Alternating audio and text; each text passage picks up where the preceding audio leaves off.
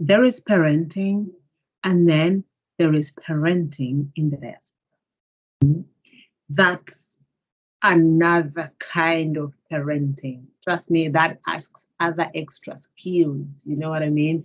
So, how is it like? How do we do that?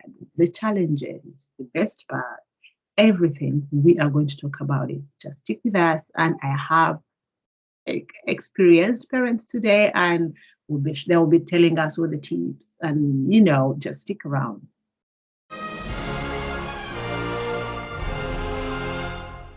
Hi, everyone. This is the Hakuna Matata talk again with Cynthia. And just like always, we are here to talk about something else. And this time we are talking about one of the most important jobs on earth. And what is that?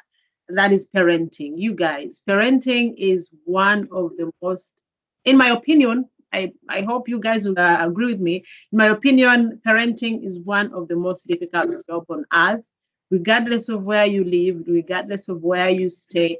Parenting is one hell of a job. You give like everything, you're all, and you're still not sure of the outcome. You're still not sure how your kids will turn out, but even when you give it everything. So today we will talk about it, like, how do you handle certain situations? What are the challenges? But talking about parenting in the diaspora, because you guys, there is parenting, like parenting, and there is parenting in the diaspora. This comes with a whole other lots of challenges. So today we are talking about parenting in the diaspora. And joining me are these are experts right here. Joining here, my friends, they've done a great job. You guys, I will applaud you. You've done, when I look at your children, you've done well. You've done a great job. Like, chapeau, like, I salute you. So meet Amy. Amy, that's a friend of mine. Hi, Amy. Thank you so much for joining us. And Emily, hi, Emily. Thank you, Emily, for joining. Emily is also, I think Emily is a familiar face for those who have watched our previous videos. You've seen Emily's face, I guess. And why I chose you guys is because you have like grown-up kids who have grown up here in the diaspora in Europe, and you've done a great job. And when I thought of talking about parenting, I was like, how about I talk about it with the guys who have done a great job, who have succeeded at this, to share with us the tip. So that's what we'll talk about today. So, yeah, parenting in the diaspora, like, in short, how has it been for you, Emily, generally? I will say it hasn't been easy. Okay, we came here when my daughter was 4 years. Yeah. And in the beginning, I was not sure how I was going to bring her up, because it was a different country, culture, and the language was different. And she spoke only English and our mother tongue. Of course, but I was like, going to the world, you find out how to go about it. Figure it out. Yeah. Okay, she managed nursery, P1 until, she reaches that certain age. She used to like things what other kids had. And I was like, oh my God, what am I going to do? I can't provide everything. Yeah. So I had to sit with her, talk to her. Okay, I used to talk to her in our language, because I didn't speak Netherlands then. Okay, our language and English. So I would tell her, you see, it's like this and this. We can't afford everything. You don't have to get everything that other people get. Okay. And that's how I've been bringing her up. Okay. I would tell her, don't look at the cover of the book and think, oh, that's an ugly book or it's a nice book. Okay. People present themselves rich or beautiful, but you don't know how they live. I always give her that picture. Okay. You live comfortable. You eat okay, but you dress also decently, but not to the, how will I say, not excessively. Yeah. So I try to teach her that. Okay. But for you, you've done this through communication. Yeah, through communication. Okay. We communicate.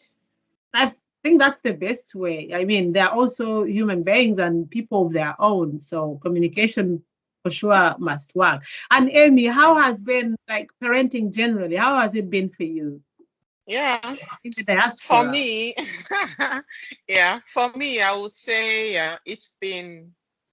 it's not been so easy, and at the same time, easy. Why I said easy is because when you have kids, you have how am I going to put it now?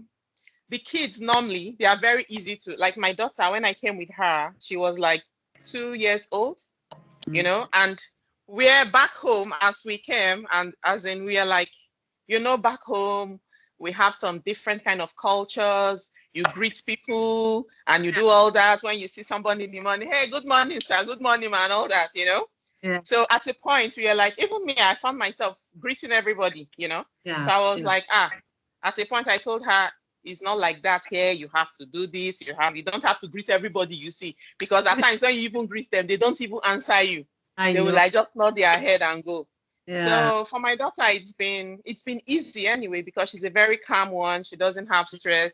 She listens when I tell her this is this, that is how it is, and I hope she continues like that. So, I but know. now I don't really, You talked about culture because I don't have a lot of experience in parenting in the diaspora. My own is still young. I'm still figuring out, so I'm hoping to learn from you guys. But you talked about culture. From what I've seen or I've heard from other parents, like our kids here or kids with different background, I can say, or kids from migrants, they struggle with culture identity. Culture identity is because at home we teach them different things, like our culture, how a child should behave, how a child should be. But in reality, here, out there, or their friends, it's a total different kind of thing. that's So, true. like, it's so. I think it weighs even on our children to find the balance more than it does on us. They have to find a balance between our culture and the culture here, the European culture. Like, I'll give simple examples. Like with us in our culture, when you're handing something to someone, you must use your right hand. Like, you can't give someone something with your left hand. It has to be with the right hand. You know what I mean? And here, those such things don't matter. Like, I know. you just have to hand something over to someone with the right hand. And then when you're talking to your superior or to your parents or your auntie or your uncle, people who are older than you, you don't have to aggressively look into their eyes. You have to be humble and look down. That's a sign of respect. But here, you don't look in someone's eyes. There's something shady or you're lying. So how such challenges like between our culture and the culture, the European culture, like how have you like trained your kids or your daughters or your sons to still have that culture identity, like the balance, and know who they really are and what they believe in? Amy, let's start with you. How have you done it? Yeah, for me, I would say it was not easy, because the way we were brought up, we were brought up like that. And as parents, we now found out that as children you start having kids, you have to you now have to inculcate those things that you grew up with in them. So it was not easy. At times I was like, if I'm talking to you, you have to stand and look at me. Don't put your hand in your pocket. Or maybe when she's seated and I don't have a space to sit, I will say, how can I be standing and you'll be sitting down? Come on, stand up. That is how we are being brought up in Africa. I know. Yeah. So, but the culture here is quite different. We cannot force them to do as in we go with our own culture, because we are in a different world entirely. So, but like she goes out there, like does she find like challenges? Like, okay, my mom tells me to do this, and I come out here, they are telling me to do different. Like, does she have certain conflicts? Does she? Not really. No, children, they easily adjust. They easily adjust. The most important thing is you give them that foundation in the house, as those morals, because when they go out there, of course they will want to like feel among their friends, Of But course. inside of them, that culture is in them. Yeah. Something they cannot live without. No. They might not be behaving like that outside, but it's inside of them. Inside, yeah. So that is how I say it. But I think also not it has a lot to do with the parent. Not all parents are like strong enough. Not I can't use the words like really emphasize on our culture. Like most parents want their kids to easily blend in and go with the flow and go with the whatever is happening here. Not all parents like stand their ground and say, no, this is how it should be done and this is how you will do it. Because I've seen kids who are, I can say, African children, but they're like pure European kids. Like, yeah, it's just the color, but they're like European kids. The everything they do, yeah. So that's our culture and whatever doesn't apply. So I think it has a lot of difference. It's on up. It has to start with us to like stand our ground and say, hey, this is our culture, and in our house, things should be done like this. And in my opinion, that's what I think. Yeah. And Emily, how did you train your daughter to find the balance between the two cultures and to keep her identity, like culture identity? I really didn't train. Mm-hmm. Okay, at the moment, the internet helps a lot. My daughter watches a lot of TikTok, and on TikTok, there are many kids that imitate their African parents, African aunties, African mamas. Ah, like that. Yeah. Okay. And at this stage, when she watches those things, she's like, oh, mama, when I watch these things, I really see that in you. It comes automatic as an African mama. I know. It comes automatically. You tell her you have to do this, you have to. Automatically, you don't have to think hard. No. You think the way you were brought up. Yeah. You have to bring up your kid. But again, you leave the kid to explore. She knows. Yeah, that is true. Yeah. The other side is like this, and this side is like that. Yeah. I remember one time we went back home. Yeah. And after eating, you say thank you for cooking. Yes, I know. I never taught her how to kneel down. But the girl went on her knees and told her grandmother, thank you for cooking. I was like, what? Where did she learn that from? Oh, I've never told her that. And my mama was like, thank you for teaching the girl good manners. And I was like, wow. Yeah, but you've reminded me of that. Yeah.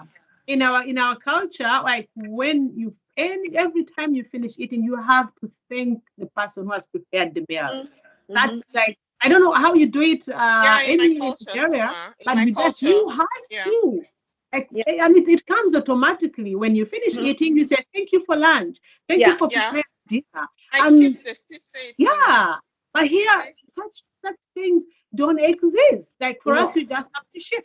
Here it's like, I remember, this reminds me of there's a time like someone asked me, we were out, and he asked me, how do you say cheers in your language? And I'm like, the word cheers doesn't exist, because for us we use other kind of things, Yeah. You just, before you eat, you say something, and after you eat, you say something. So we don't have that word. When you say that, I can really, really relate. And in your parenting journey, like parenting, especially here in the diaspora, what is that one important value or some of the important values? Like you said, okay, if I have to give my child any value, this must be it. Emily, what is that one important value that you've given to your daughter? Respect. I always talk to her and tell her you have to know who is older than you, who you have to respect. Yeah. Whether the person is younger than you, there is that kind of respect. You have to give everybody accordingly. Yeah. And I'm proud she has learned that. Wow. She has. Because she knows her, how do I say it? Her limit or her boundaries, I would say. Yeah. Boundaries. Yeah. When she's out, she knows I'm with my friends. It's like this and this. She will see how her friends behave. But when she comes back home, I'm at home. I have knows to how behave like the this. rules of the house. Yeah, the rules of the house. And okay, now that what I'm worried about when she starts working, because sometimes the way I hear her complaining, I'm like, oh, will this one fit in the working community? She started I early. know. Oh my But God. trust in your work, in your effort, and in the values that you've instilled in her. Just trust in that, and trust her. Most importantly, trust her. You know, when you trust her, then she will be afraid to let you down. I think trust. When we trust our children, they're afraid to let us down because, oh, mama trusts me with this, you know. So trust, just most importantly, trust her, and it will be okay. And Amy, what is that one value, like important, that you said, okay, if there's anything I have to give my daughter, let it be this? Yeah. And you think that can be good also for other parents? Yeah. Yeah. I always tell my daughters to always be themselves.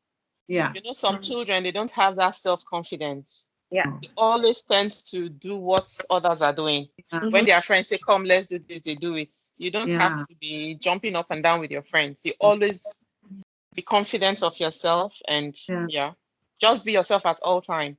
Yeah, because that's what I always tell them.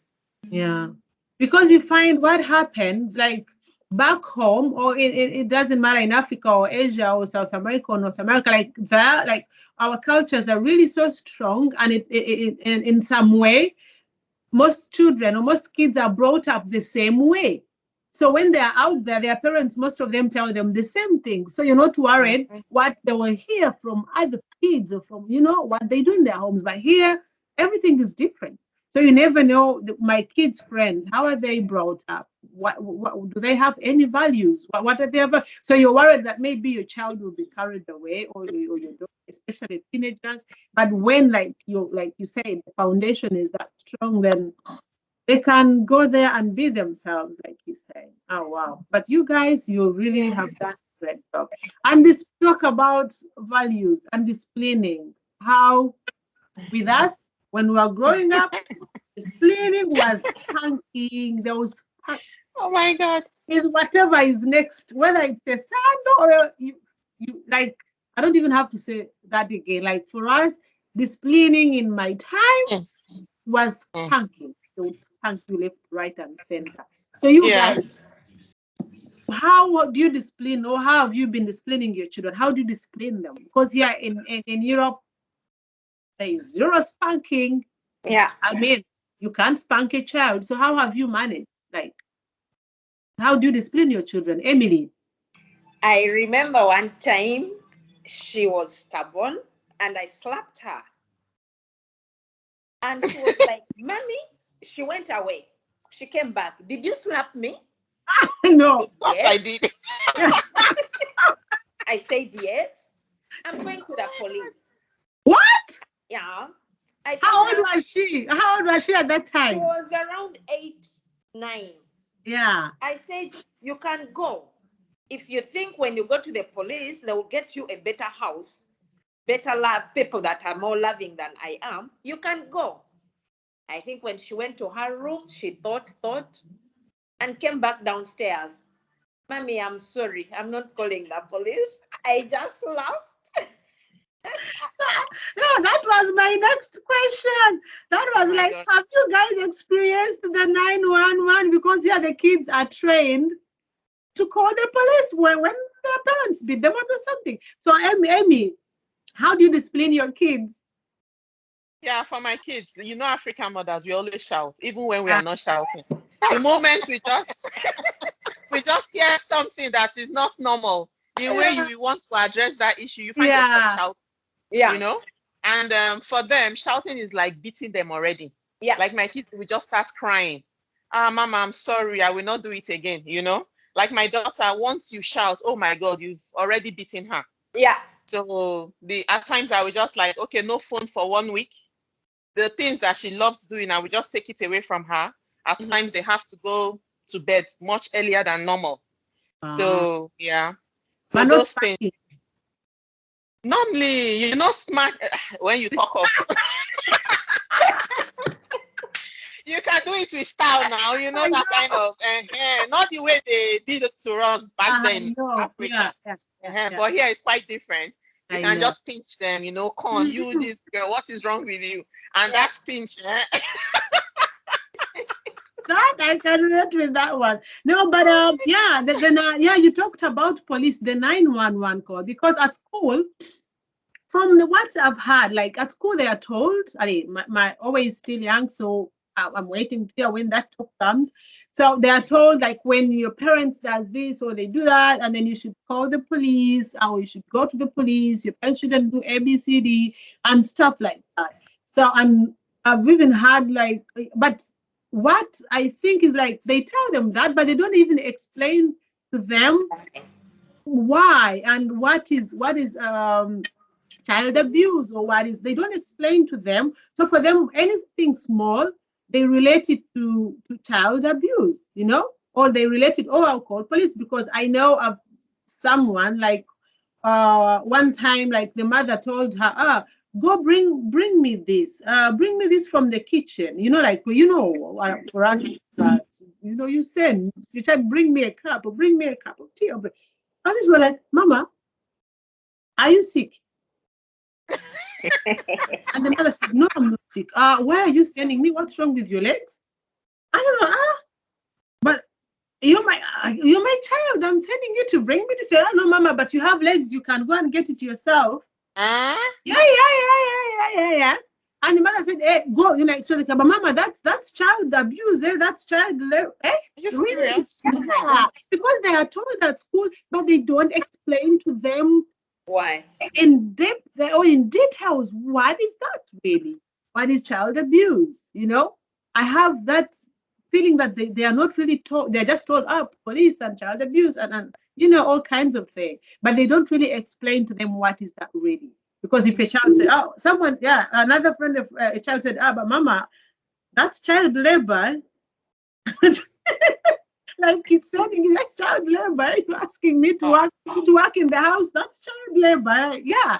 So if you guys haven't experienced that, those things are there. So it takes really a lot of character for parents, like, to stand your ground and say, okay, here children are told ABCD, but in my house, this is how things should be. And I mean, I think as parents, it's upon us, it's on us, like, to stand our ground and stick to our values and stick to what we know best, because these are our children. Okay, here there are laws, there are everything. I mean, I believe there are children that are being abused. I don't really underlook that. I know it happens. But on the other hand, in any normal family or any normal mother or father, we all want what is best for our children. That's what I think. So the 911 call, that I know, there are so many stories I can talk until tomorrow. But I think that 911 thing is not used a lot here in Belgium. In Belgium, it's less. It's more in the UK, not in Belgium. In Belgium, it's but also I find, like, the kids here, I find that they still have more respect and it's not as wild as what I see, like, in America or in the UK. Here, the kids here, the parents here are still a little bit strict, I can say, because most kids here are behaved. I mean, that's for sure. And most of them are just proud to be what they are. Yeah. They like to show it. I'm proud to be African. Yeah. The way I see my daughter doing the dances, she learns all African dances. Wow. And she's always looking at African things. I didn't tell her that, but she's proud to be that. I think sometimes what they face at school makes them to really go down and say, I'm African. I'm proud to be that. Proud to be. That's true. That's really nice. That's really. But you guys, have you, like we talked about here in Belgium, the teenagers are not as wild as in other countries and stuff.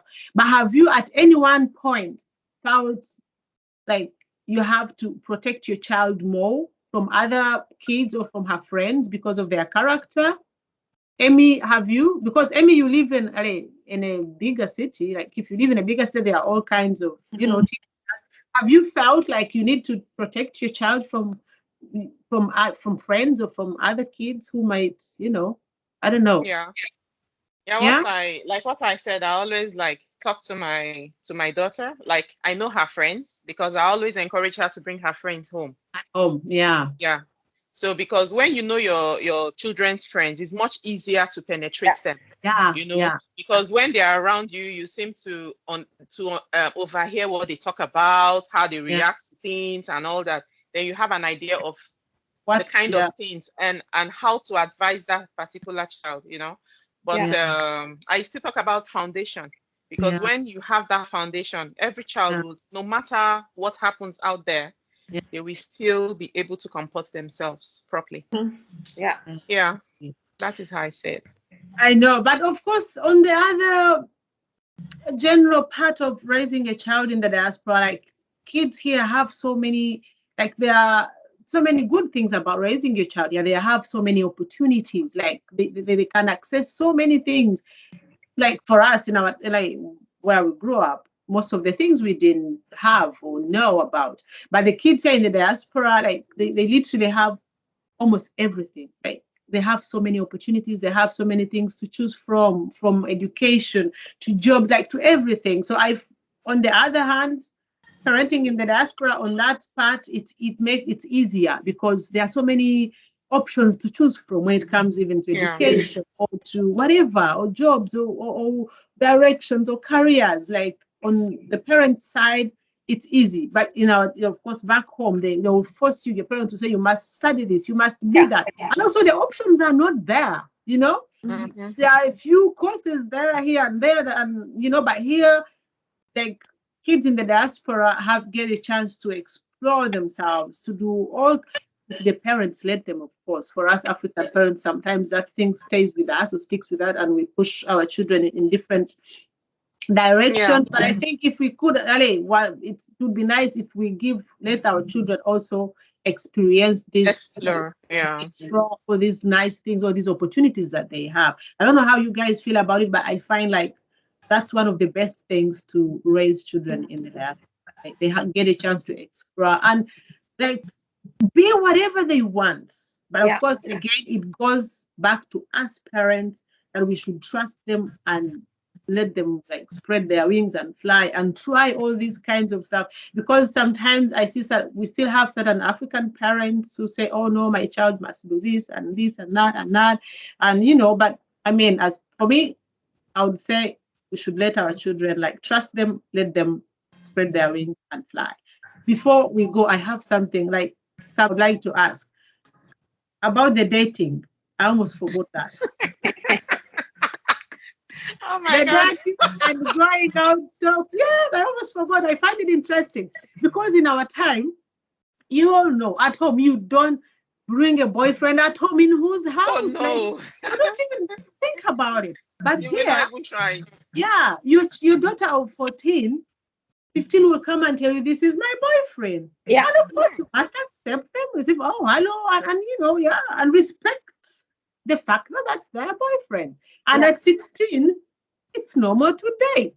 Yeah. It's normal to say, Mama, I have a boyfriend. I'm going to look at everything. Yeah. So, are you guys, how have you dealt with boyfriend, girlfriend talks and going out? Because here at 14, 13, a child goes out with friends to a movie, you can drop her, pick her, or drop him or pick him. And at 16, they will go out with friends, whether you like it or not. How is it for you guys? Like, have you had those talks already? How did you handle it? Yeah. Emily, yours is older. How have you handled that? Have you had that chat yet?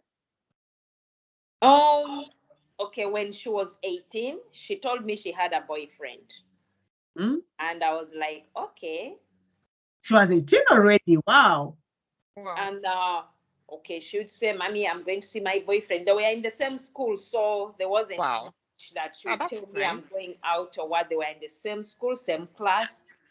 But when she would want to go and visit him, she would tell me, I'm going to visit. And my husband is like the one taking the upper hand. How does he look like? Who is he? What does he do? Very important, exactly. And I was like, take it easy, don't push her. But they took, I think, 2 months I think the character wasn't the same. They broke up. We are not, it didn't get on long very well.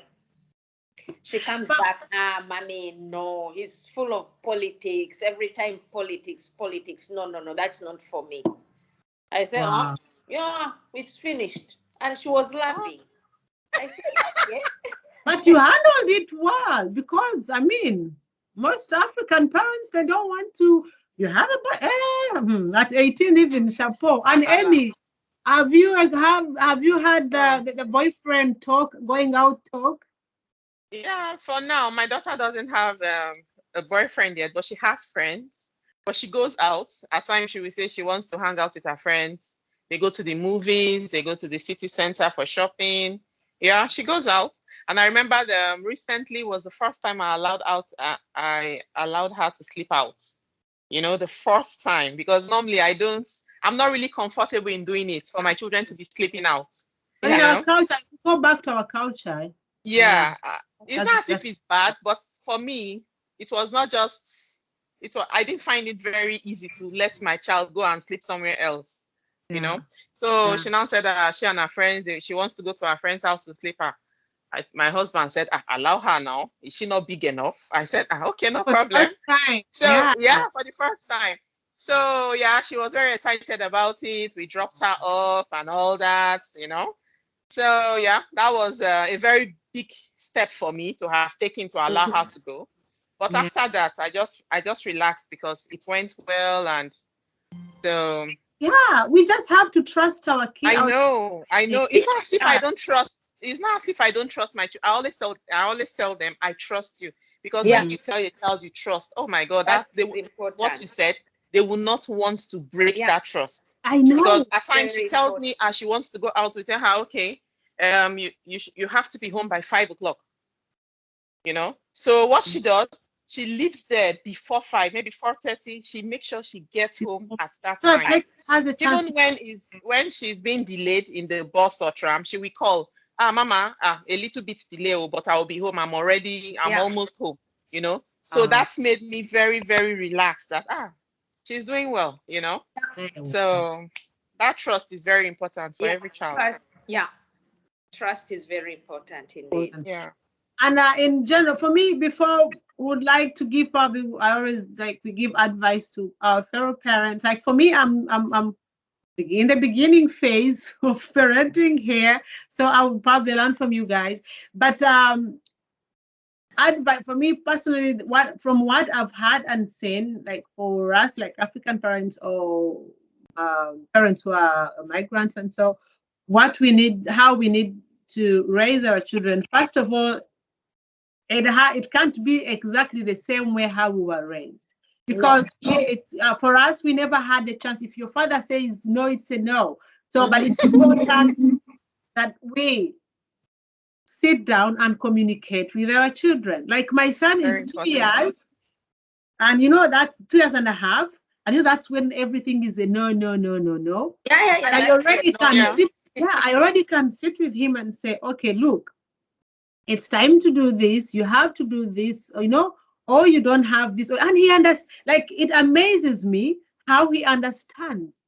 But I already talk to him and communicate, because he's a human being, just like me. I don't want to say, hey, you must do this. And then he gets angry and he doesn't understand why he's forced to do certain things. Yeah. So I already literally negotiate with them. Not negotiate, but communicate. It's your sleeping time, because also Mama and Papa, when it's sleeping time, they will go and sleep.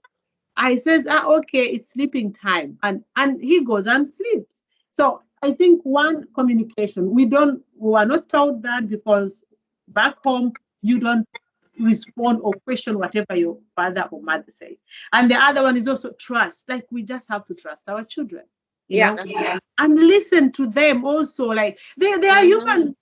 Like your children, your daughter, your kids, they're already grown. So they're also people of their own. They have their own meanings. They have their own. So we just have to listen to them. And then, of course, as a parent, we always have our place. But I mean, you just listen to what they have. And Emily, for you, what advice would you give to parents, like in the diaspora especially? To be friends with their children. Yeah. Make your children your friends. like you said, listen to them, trust them.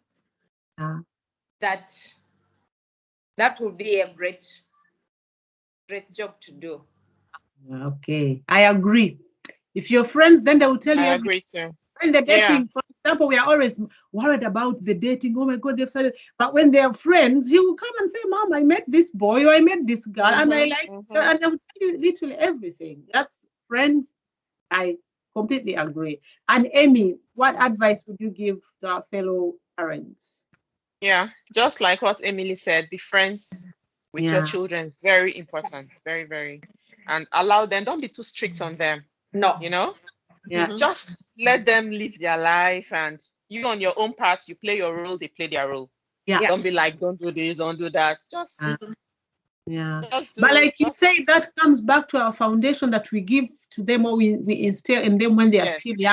If they know like the family values or the values in the house, how things are supposed to be done, then it gets also easier later at a later age with trust and communication, because the base is there. So I mean, we should keep that base and like teach them respect and listen to them, be friendly, communicate with them, and because there are so many things out here. Like back home, your aunt will see you on the street and would come and tell your parents, "Hey, I saw your daughter on the street." Like the whole village would know. But here, it's not the same story. You just have to trust your child, and when they go out there, they will do the right. That's what I really have to do as well. Ali, so you guys, thank you so much for your time. I really appreciate it. And for people who watch our videos, please, let us know what you think, if you have questions, or if there are other topics you would like us to talk about, just put them in the comment or just email me. And let's do this. And please subscribe to our YouTube channel and keep watching. Thank you so much. That was it for today.